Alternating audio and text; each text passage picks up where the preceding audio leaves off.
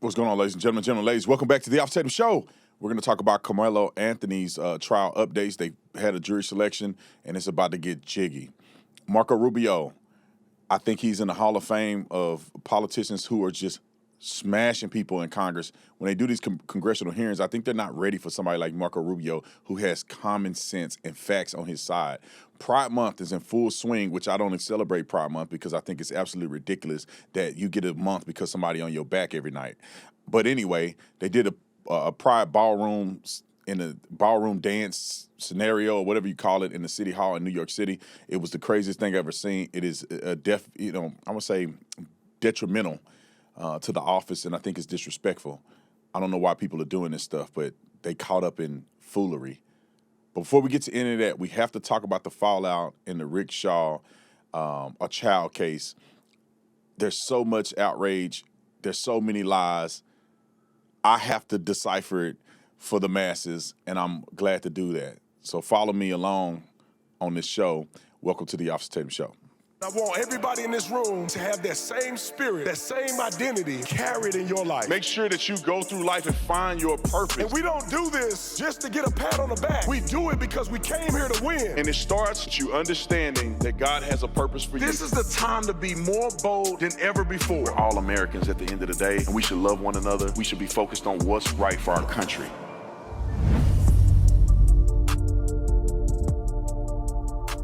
All right, ladies and gentlemen, welcome back. I want to give a special shout out to all the members that are following and supporting the channel.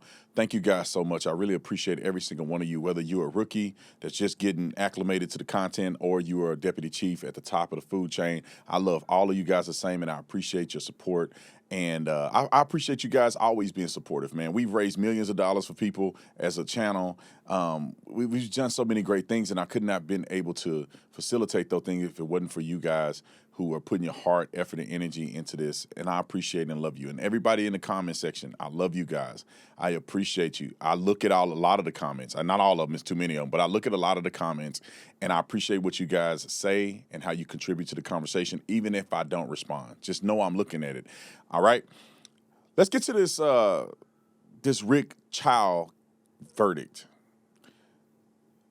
It is very frustrating for me that people are disingenuous. I'm totally fine with a person disagreeing with the verdict, right? I'm totally okay with a person having a difference of opinions on these topics. They're very nuanced. There's a lot of emotions involved in these things. And so I understand and I appreciate that people have difference of opinion.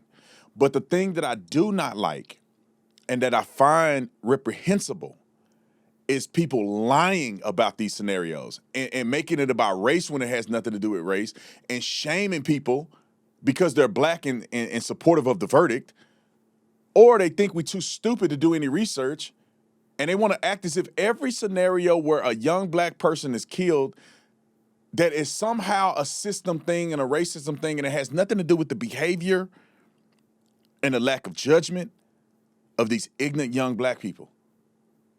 And I always have to preface this because people like to take my stuff out of context.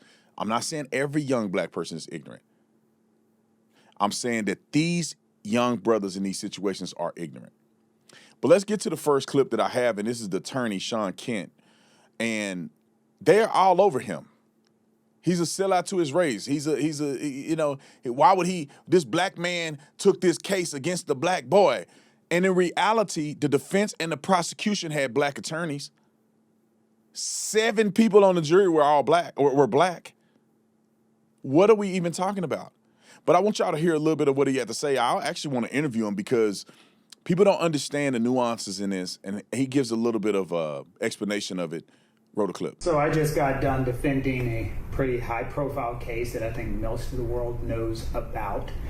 And a lot of folks have been asking a lot of questions, and usually I don't talk about the cases, but in this situation, given the negative attention and the vitriol and the racist threats and the death messages that myself and my family, I thought I'd address some things. And one of the biggest ones people have asked me is, why would you take on this representation? Now, first, I've been practicing law for over 25 years. Here recently and shortly, and actually throughout that entire time, I've represented 3 African-American males who are accused of raping a little white girl. I have represented an individual who was accused of killing a person, folding his body and sticking him in an abandoned building in Florence, South Carolina. I have represented a young lady who was accused of killing and drowning her newborn baby. I have represented countless individuals who have been accused of criminal sexual conduct, countless individuals who have been accused of child pornography. I represent an individual in Florence who was accused of murder, killing his rival along with his wife, who was also in the car. So there have been countless individuals who I've represented in the past, and so when someone says, why did you take this case? I don't judge. God judges. If you pick and choose who are you going to judge in your cases, it makes you ineffective of what you're doing. And so people say, why this case? Well, why not any of those ones with the outrage that has come forth? As criminal defense attorneys, we represent the Constitution, we represent individuals. And so when people say comments to me, and I've heard a lot of them, like, you didn't have to take this one. Well, I don't have to pay my mortgage either, but if you don't, they end up taking that from you. When the individual came to me and requested representation, that's the second thing. Oh, you're just a token. You were just put on the team because you're black. I'm pretty good at what I do, and I find insult to that for someone who would just say the only reason somebody would ask me for representation is because I'm black. If you check and see the things that I do, I am very damn good at what I do, and I'm a very good lawyer, and I will not apologize for being somebody when someone needs, they contact and want a good lawyer. And the assumption is, which I So I think that, he goes on, you guys can follow him on his page. I don't have his social media with me right now, but I'm sure it's got something to do with like Kent Law or something of that nature. I'll get it for you guys. Maybe put the link in the description section. You can go follow him in full videos there. But he's just explaining the ridiculousness of the outrage. Nobody had anything to say about this guy when he was defending black kids who did something heinous to a little white girl. Nobody was mad when he defended all of these old crooked, crazy people that were doing all kind of heinous crimes. He's a defense attorney. What are y'all expecting to do? You want him to pick and choose? You want him to be racist? Oh, it's a black kid, so I'm not going to do it. Are you okay if a white person say that? It's a white kid that's on this trial. I'm not going to participate in it because the white kid, they may get off for killing a white kid. Like nobody's okay with racism when anybody else is participating in it except for when black people do it. It's insane. So now let's go through the case a little bit because I touched on it. I made a video about it, but I want to go back through methodically in part and explain to you guys different aspects of this case because you're going to see people that come out right now and make this about a water bottle. Just like they made Trayvon Martin, which in that situation, they made it about Skittles and an iced tea. Ahmaud Arbery, which I think they made the wrong, I think the judge was responsible giving the jury and jury instructions. The jury made the right decision, but the jury instructions were bad. So they had no choice but to make a guilty verdict. It was all politicized. And those guys in the Ahmaud Arbery case end up going to prison for life, and they shouldn't have. But they make that about jogging through the community. And there's so much other evidence that's appropriate here. So I'm going to go through a few things that are surfacing online. One, I'm going to walk us through what happened in the store, talk through it, and then we're going to show you the arguments of a little bit of the testimony in trial, a little bit of the arguments of racism from the black community, which happens almost every time something like this happens. And we'll be going on to the next topic. So let's start with the video footage from inside the store. Roll it. And so I'm going to walk you guys through this. This young man walks up to the store. Pause right here. He has a backpack on. The backpack is empty. He has no money. And he has a gun. I want to frame it so we can put in perspective what is a kid doing at 14 years old, carrying a gun, going in the store with no money with an empty backpack on. Put two and two together. Keep rolling. I think it may be a little sound here. He goes into the store.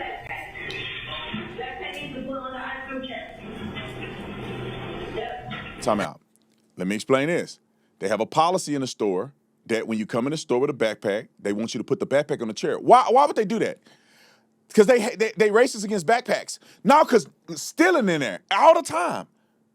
And they come in there with backpacks and bags, and they throw product in there and run out the door. The owner of this store called the police over 200 times because ends don't know how to act. And they stealing and doing thuggery in this store every day. This is what makes me mad because everybody's upset. Oh, they follow you around in the store. I think their instincts are pretty good. He comes into the store. He don't have any money. He got to put the backpack down. He got a gun on him at 14. Okay, keep going.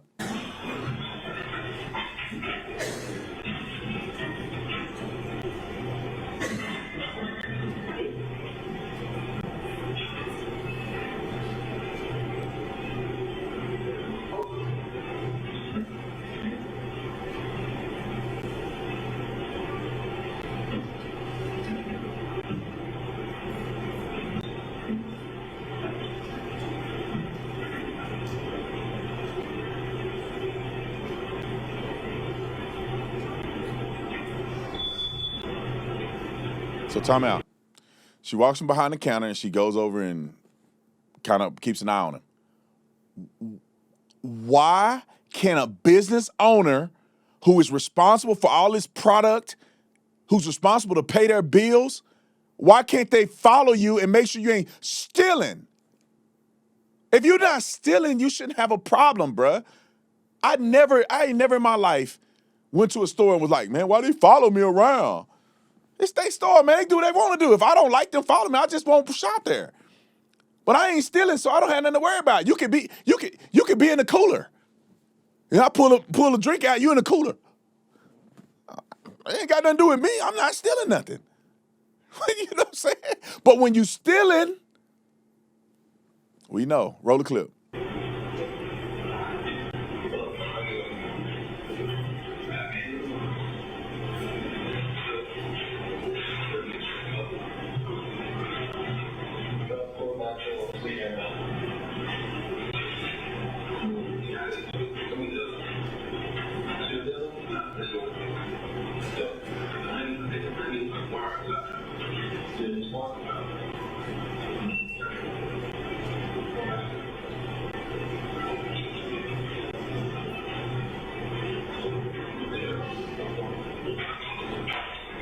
Pause.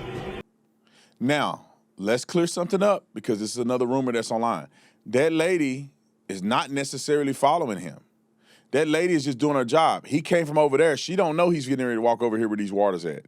She's just doing her job, walking around the store, stacking stuff, doing what she's supposed to do. This boy, mind you, have no money in his pocket. He has no money in his possession.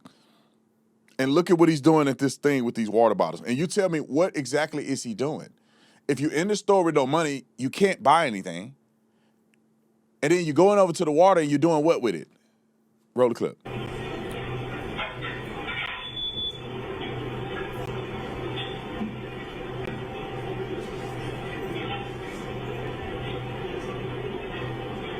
Look at him. He's taking the waters.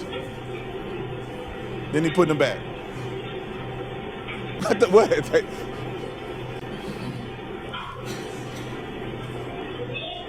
Pause. Now, everybody with common sense know what just happened right there. Why y'all being fake? He wanted to put the stuff in the backpack and steal it and bounce. But they stopped him because they didn't let him have a backpack. Then he took the waters and he was going to put them in his jacket. Then he realized, I can't steal these waters because it's too obvious. So he put all the waters that he intended to steal back.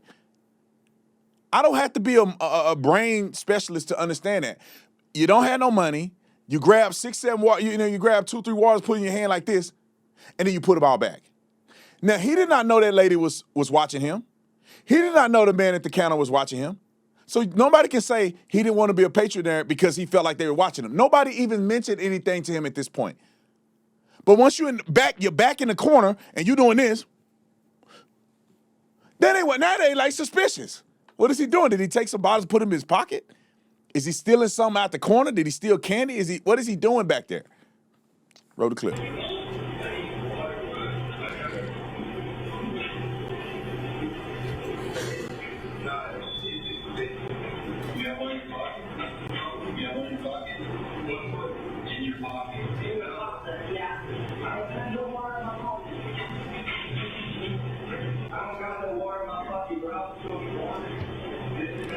Pause it. Now, he don't open his pocket and show him. He don't say, hey, come touch the pocket. I have nothing in the pocket. He got his hands in the pocket like this, which allegedly he had the gun in it. This is why he got the pockets like that. He got a gun in his pocket. Roll the clip.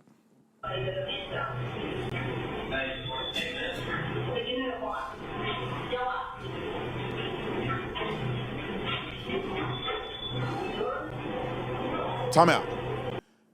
Think about this. He outside. He didn't steal nothing, right? He didn't steal anything.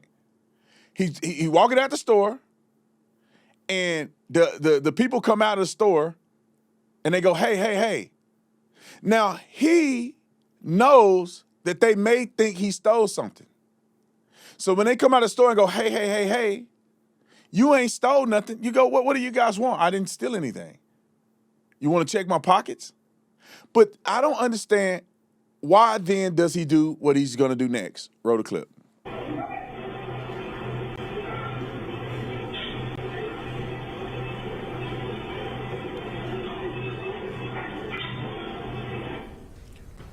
And then later, he loses his life. I don't understand what you're running for. Show the picture of him on the Instagram. Now, I want you to put this in perspective. Is he scared of these people? He got a gun. Why has he got a gun on him if he's not going to use it if he's afraid? In my opinion, what I think happened, and I don't know this to be true, but based on the totality of circumstances, I wouldn't testify this to court because I don't have any evidence, but I'm just giving you my opinion because that's what I'm doing on the show. I think the boy got that gun. And what he didn't want to do is for them to detain him and the police show up and he got a gun on him. So what he did was when they came out, hey, hey, hey, hey, hey, and he could have stole some stuff. I don't know what he had on him. He took off running.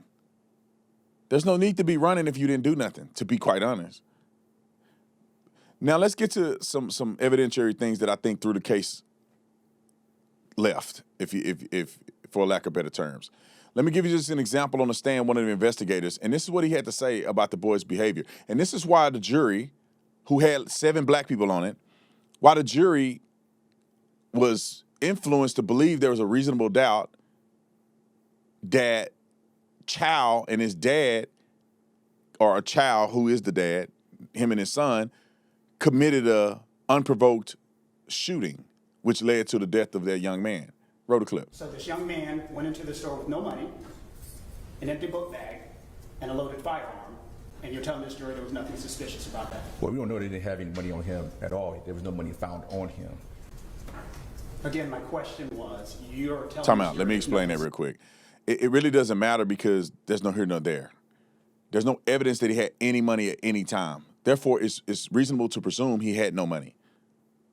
So you can't say, well, we just didn't find no money on him. He could have had money, we just didn't find money on him. That's not reasonable because they found his property, they found phones that fell out of his pocket, and none of that yielded any kind of financial anything. No credit cards, no money, no cash, no nothing. None of it was dropped, none of it was reported dropped, and none of it was on his person. Roll the clip. Suspicious about that? Absolutely not. And that is normal, and that happens? It depends on who you are, what your normal is. I'm asking you as the investigator. But I can't speak on behalf of him. It's okay. I would probably do the same thing. I don't think there's anything wrong with that. You would go into a business with an empty book bag, a loaded firearm, with a bullet in the chamber, with no money in your pocket? No, you asked me about the money. Okay, I guess what happened is, officer, if you'll allow me to ask my question, I promise you I'll give you opportunity to answer. If you simply allow me to finish the question, I'll give you as much time as you want. Is that a fair statement? Fair. So as I was saying, what you said to this jury right now is you probably would have done the same thing. And my question was, as in going into a business with an empty book bag and a firearm, pick water in and out of a cooler with no finances or no money on you to pay for it. That's something that you would have done, is what your testimony was? To that question, no. Okay. And it's your testimony that that behavior that I just described was nothing that caused you any concern whatsoever? And watching the videos and rewatching them? Well, that was determined or found out after the fact. as far as the book bag being empty and him having a firearm. Well, officer, when we talk about investigation, one of the things we talked about is we investigate the entire thing, the totality of the circumstances. We don't piecemeal investigation, do we? We do not. And so we investigate the totality of the circumstance. So are you telling me you did not investigate the totality? We did, but go ahead. No, you go ahead. But you asked about the store. At the time he was in the store, there was no indication that he had a firearm, that the book bag was empty, and that he had no money. No one knew that. So let me just, it was kind of convoluted because it was a little drawn out, but he asked him, is that normal? He said it depends. There's nothing normal about going to a store with no money. What do you just walk to a store with no money because you want to see how much the water prices were? I mean, that to me is bizarre. Going to the store with a backpack on in those circumstances is bizarre. But when you have an investigator say things like that, they create a little doubt in the mind. It's almost impeaching the testimony. You're like, I don't know if I believe anything he say now, that he's quasi saying that it's okay to carry a gun. The kid is 14, he's in legally possession of a gun, and he's trying to downplay it as if nothing is wrong. Let me give you guys a picture of the jury, because some people may think the jury is full of white folks, and I'm telling you, your favorite influencers, not yours, but the people that are favorite influence to that idiot down the street, they would probably tell you that this is a racial thing. This is a demographic breakup that I found. I believe it is a true breakdown of the jurors. Somebody correct me if they find that it's wrong. If you look at it, there are 5 black men and 2 black women. If you look at the lineup of black people, if this is demographically correct, and it's kind of almost a visual caricature of the people on the panel, it looks like an older woman, an older man, a younger man, a man with dreads, a younger black woman, a middle-aged black man, and then a younger black man. So it looks like it's a diverse group of black people from the community, and they came up with a unanimous decision of not guilty. All right, let's get to a few other clips. I want to run through this pretty fast. I got a couple things I want to get to. We'll skip the lawyer scenario. We'll just get to the influencers' arguments. And this is what I was saying from the very beginning. Let's get to the controversial ones, because this kid right here, let's put his picture up on the screen. This kid right here, I think, had a really good, balanced, nuanced argument, this kid here. But I'm not going to play it because I need to get to some other stories. But he had a really good argument. Maybe we'll link it in the description section. And maybe in post-production, when we reproduce the video, we may play this in its totality. But I thought he had a really good take on it from the left and right that came to a reasonable conclusion. But let's get to some of the naysayers, because I think these people are really important. This is the racism from the black community that you see. And I'm not saying this is all black people, but this is a lot of black people co-signing and supporting this foolery. Let's roll the clip. I give a fuck about that probation, none of that shit. I like come get my smash on site order on my mama. You got to go ahead. You blood, you crip, you GD, whatever you bang, smash on site. Get on their ass, bro. Fuck some shit up, nigga. I always want to be a tyranny to their own community, but when some shit happen, and you see the system is against you, want to be quiet and want to start being politically correct. Nah, fuck that shit. Back on that ignorance. Smash on sight. Call my phone. What's happening? We riding or what? What we doing? Like I said, I'm back on that ignorance. Y'all can come get my black off this video alone. I don't give 2 because you see what the fuck going on, bro. Time out. Got it. I swear you can't make this up. Man, the black people just over incarcerated. You got a man right here that's literally saying that he's out on like probation or something. And he's online saying, I'm back on that ignorant stuff. Come get me. On site. That means he's premeditating the murder of somebody. And you wonder why brothers in prison at an astronomical rate, because this is the behavior and mindset. When they try to make them out to be victims, these brothers in jail, man, they over-incarcerating us, the race, the system is against us. The system should have you in prison because you still ignorant. And you are saying, I don't care about going back to jail. All right, I got another one. We got another foolish, ignorant dude, the dude with the gold teeth in his mouth. I think we had that one. I think we missed it. Let's get to the Asian guy. So once again, the whole... Hold on, time out. And the Asian guy is kind of calling out and exposing the hypocrisy from the black community. We had another one. It was a guy with gold teeth in his mouth. He was saying the same thing that the other thug was saying. Roll the clip. Black community is back on hating Asian people. After all the crimes they commit, they say that Asian people hate black people because of what happened with Mr. Chow's incident, found not guilty for unaliving a 14-year-old teenager. Do you guys remember this piece of Cordell Gooseby? The mother killed a pregnant woman, shot her the up in a Tesla when she was pregnant. The Asian people go start saying, I want to shoot every black person there is?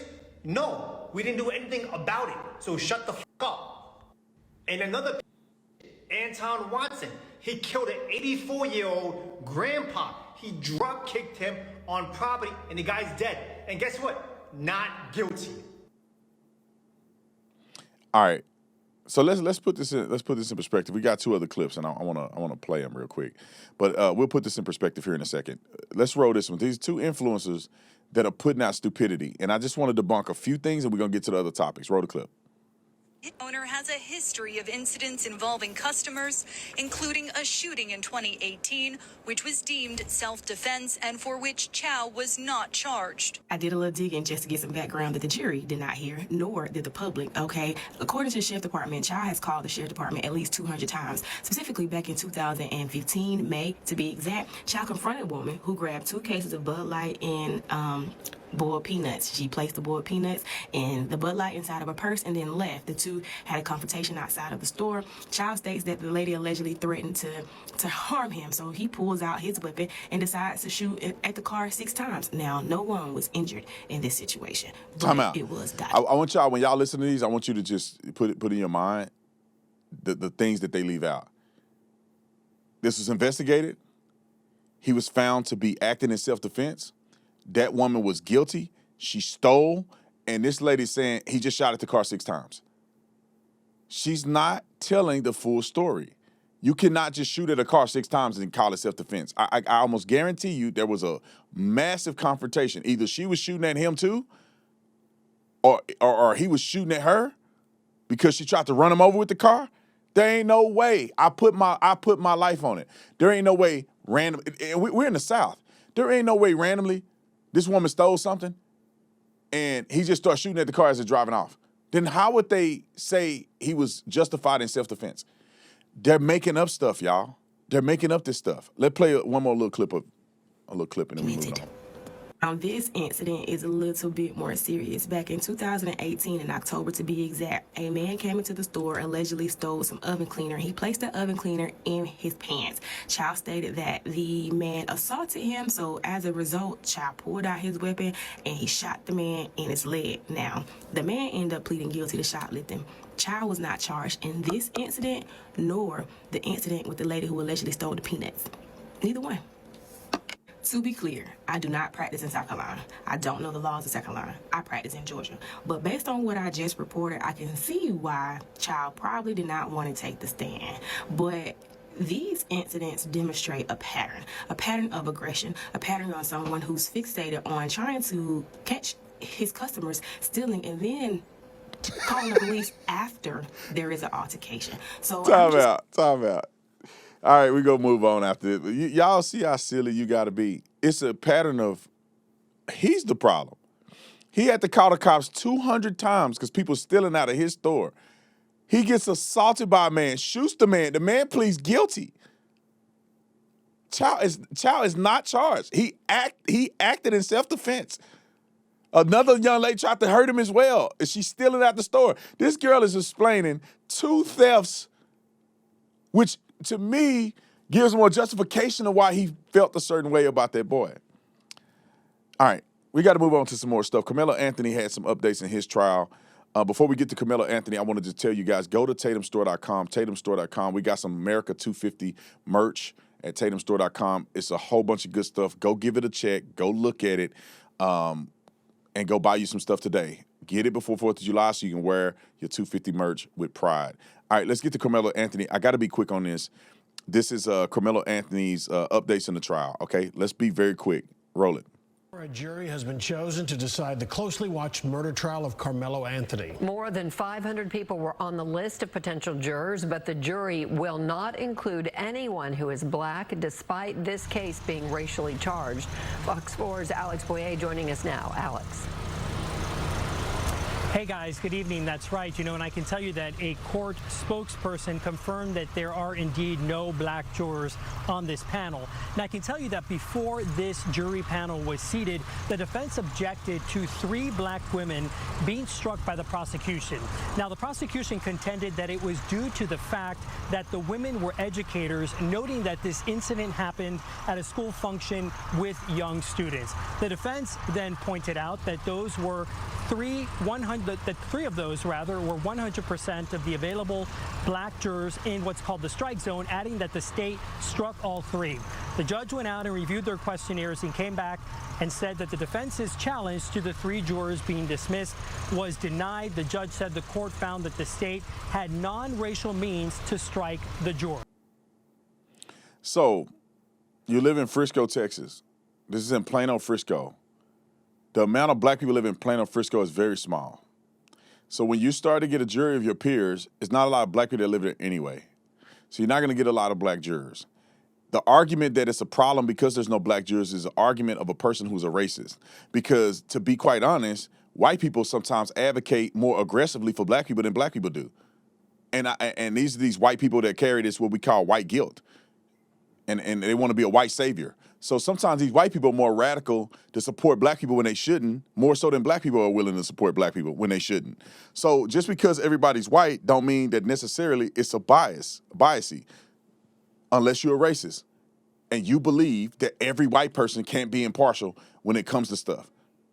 That's silly to me.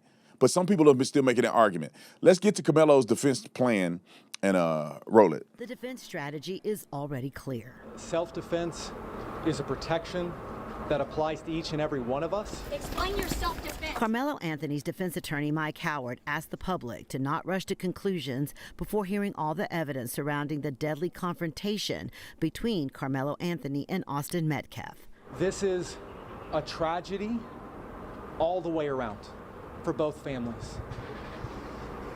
Rushing to judgment, trial by public perception and trial by media is not how we ensure justice is done. Legal expert Keith Harris says the defense has to show why the jury should consider self-defense. According to the arrest affidavit, Metcalf was unarmed, while Anthony brought a knife to a track meet. I think that's ultimately going to be something that a jury also considers as to whether or not he even should have had it to begin with. Police say the confrontation began when it was raining and Anthony sat under the tent where Metcalf and his team were sitting. Police say Metcalf asked Anthony to move from under the tent. Officer Taylor Wetzel wrote in an affidavit that a witness told him Anthony grabbed his bag, opened it, and warned Metcalf, "Touch me again and see what happens." Witnesses told police Metcalf then touched or grabbed Anthony while trying to move him, and Anthony allegedly pulled out a knife, stabbed Metcalf once in the chest. Metcalf's twin brother, Hunter, was standing next to him. We asked him to move. He started getting aggressive and talking reckless. And my brother stepped in and said, "You need to move." He's like, "Make me move." Austin grabbed his backpack. Harris says those facts could become critical for jurors. The prosecution could say that he was kind of asking for it. I think the flip side for the defense, when you think about it, these are 17-year-old boys. And I was 17 at one point in time. And so you think about 17-year-old boys don't make the best decisions. In an arrest affidavit, Officer Eduardo Cortez said, as we were walking him, Anthony, to the squad car, the suspect was emotional and said, "He put his hands on me. I told him not to." Another officer later wrote, Anthony made another spontaneous statement and asked if what happened could be considered self-defense.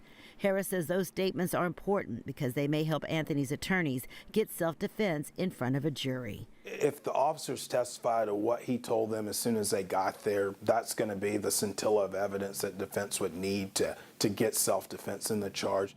As a defense attorney, they're going to try every avenue. That's their job. The truth will come out.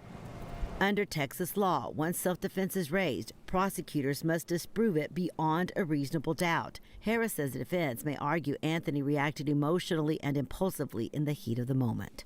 We believe in the Constitution. We All right. believe in the laws of.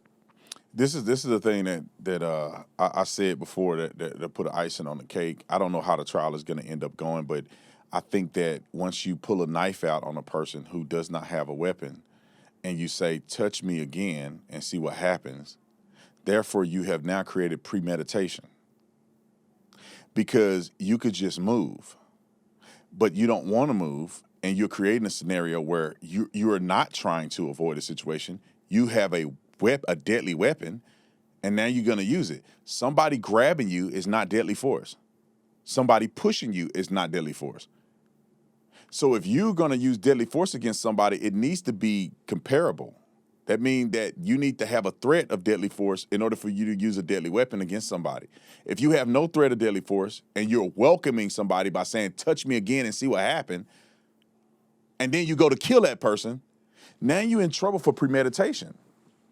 And I'm sad for both of the boys. You know, I really am sad for Karmelo. If the other boy didn't die, I would think that they would give Karmelo another opportunity to let him do some rehabilitation, maybe see why he's so angry, why is he carrying a knife. But since the other kid died, man, it's kind of hard to give you any leeway, man. You killed somebody. And you had no business with a knife, and you had no business doing what you were doing in the first place. So how is it fair that this kid's life is completely gone forever and you get to live because somebody feels sorry for you? Well, I feel sorry for the kid that died. And all he was doing until you get from under his tent that belonged to him. And he died as a result. All right, I got a little bit of time left. We got to go do another tasting for Verdict at a high-end restaurant, so wish me luck. I got one more thing that I want to do. All right, let's do this pride dance thing that happened at the chambers of the city council in New York City. I want y'all to see how stupid this is. There's no other genre or no other personality or no other group of people that could do this. Pride is just that. It's pride. Pride is one of the worst things that a person can have and expect good things to happen to you and expect to have favor with God. All these people do is promote and facilitate over-sexualization. This has nothing to do with a woman being attracted to another woman and just wanting to be loved in their life. This has nothing to do with you being born confused about anything. This has everything to do with sexual exploitation. These people are freaky and they want to be sexualized, and they use pride and they use homosexuality and use Pride Month as an opportunity for them to have endless sexual deviancy. And this is an example of them playing this out at the city council's chambers. Roll the clip.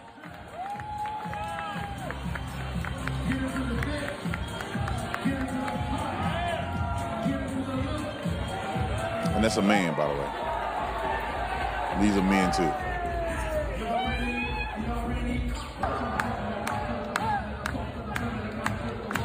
Super gay.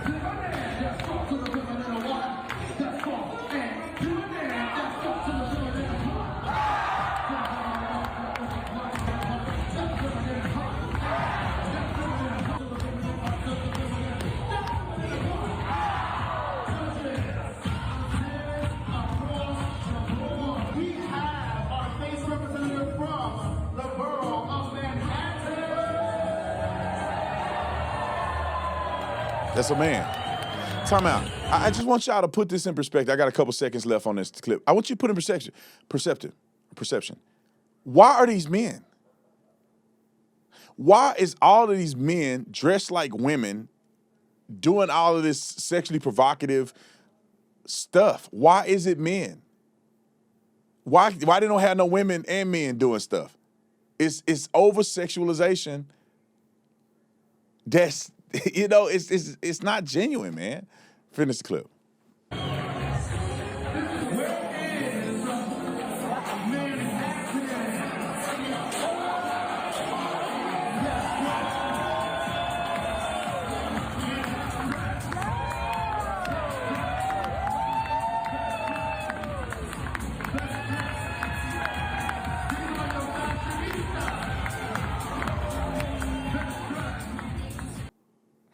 They sitting there watching that stuff.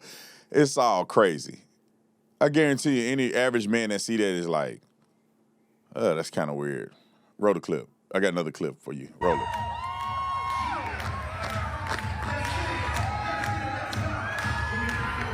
Just a bunch of men trying to be drag queen women or something.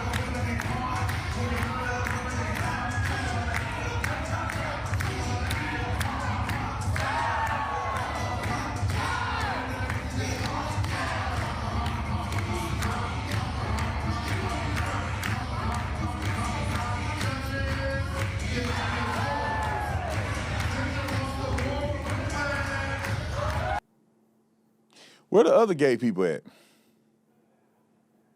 There ain't no regular gay people in here? All right, let's get one more clip. Roll it.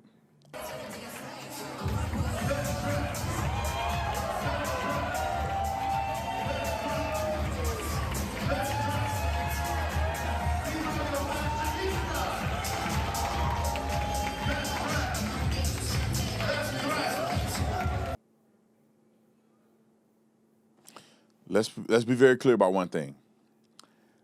I don't care what people do with their own life. I have too much going on in my life than to be worried about what somebody else doing in their life. I honestly believe that the judgment of whether or not you're wrong is left up to God, and the judgment of protecting young people is prioritized. Meaning that if you doing grown people stuff, that's between you and God. It's also between you and God, grown people manipulating young people who are innocent, but it's up to us to step in the gap and say, look, we're going to hold off on this and let God finish the judgment at the end, but we're not going to let you do this. Two consenting adults is a different scenario. But when you're taking advantage of people, vulnerable people, young people, all that, no, we got to say something. So I have to step in and break that fight up. But the totality of what I'm trying to say here, because I want people to be very clear on my stance. I don't care what gay people do. I'm not against gay people. I don't care. At the end of the day, you only live on this earth for a little bit of time. You should be happy with what you're doing. Now, a lot of them know they doing dirt, so that's why they're not happy and they projecting on other people. Some people are mentally ill. Like, let's address that issue. Let's address mental illness. Let's stop pushing people into this stuff, because the homosexuality and the transgenderism and stuff like that is a byproduct of something else going on deeper in them. And you want to address that and give them the help they need. That's the part that I get frustrated with, is that when you're acting like, oh, these people are born like this. No, it's totally okay what they're doing. It's like, no, how about you love them enough to get them some help, instead of pushing them into this crazy stuff that they're not probably even comfortable doing themselves. They've just been broken, they've been damaged, they've been raped, and all kind of stuff happen to people. They have trauma, and they express their trauma this way. How about you be a real person that, since you love them, that you help them get things right? And also, man, like I say about the other gay stuff, man, I don't care. Live your life, man. You only live in this one once. God is going to judge you at the end. If you want God to be favorable to you, do the right thing. If you don't want to do the right thing, do your thing. Just leave me out of it. Just don't come messing with me. I ain't going to mess with you. This world is so vast. Me and you will never run into each other. We never have to. You in the gay stuff, and you be in a gay club, I'll never see you in a gay bar. But I don't want people to think, because I'm critiquing this and I think it's wrong and I think what they're doing is problematic, for me to say that I don't like gay people and I hate gay people and trans people. I mean, I love everybody, to be honest. There's gay people that I know that are genuine good people. They're not trying to hurt nobody. They just living their life, man. And I don't participate in that gay stuff, but look, I ain't got no problem with you. If you're a loving, kind, generous person, I love you, and we'll get along. We don't hang out because I don't do what you do. You're like, you don't do what I do, so we ain't gonna hang out. But I got respect for you. Trans people too, man. If I don't know, I don't care if you're trans or not, it ain't got nothing to do with me, man. But just be a nice person, man. Just be a decent individual, man. Just be who you want to be, carry that. Love other people. Be nice to me, I'll be nice to you. I'll give you this example, then I'll get up out of here. There's the trans person and my wife at the thrift store. Homeboy, I know is a man. He got big old kneecaps and a big old Adam apple. But that ain't got nothing to do with me. And my approach in this stuff is not to go, sir, because I don't have to do that. I know that's a man trying to be a woman. What do? The person was very nice, just living their life, man. They confused and got other stuff going on. So I called the person by their name. Cynthia. Thank you, Cynthia. Hope you're having a wonderful day. Thank you so much. I thank you for your hospitality. and go on about my business. And you never know that person may hear you say that, and it may touch them on the inside, and they go, you know what? These Christian folk really do have love. Maybe I should go and get my life together or find Christ or something. But anyway, I got to get up out of here. I got to get to a tasting. Y'all wish us luck. We already did a tasting at a very high-end steakhouse yesterday. We got another one today, and they loved it. We're batting at 100. I just want y'all to know we batting at 100. And we drinking at 100. No, I'm just playing. But we batting at 100, man. Every single place that we've gone and done a tasting, they've ordered Verdict, cases of Verdict. And so if you guys want Verdict, it's available online, verdictbourbon.com. You can go and get yours today. Drink responsibly. You must be 21 to enter. But also, this is the best bourbon you're going to have. I'm telling you. And then you got the Not Guilty, which is on the bottom right here. Got brown sugar in it. There's no bourbon on the market like it. Put that thing in an old-fashioned. You don't even need simple syrup. You put some walnut bitters in there. You have the best old-fashioned that you've tasted. Anyway, go look at the reviews. Don't believe me. We got hundreds and hundreds of 5-star reviews. verdictbourbon.com. I love you guys. I'll see y'all in the next one. I'm out of here.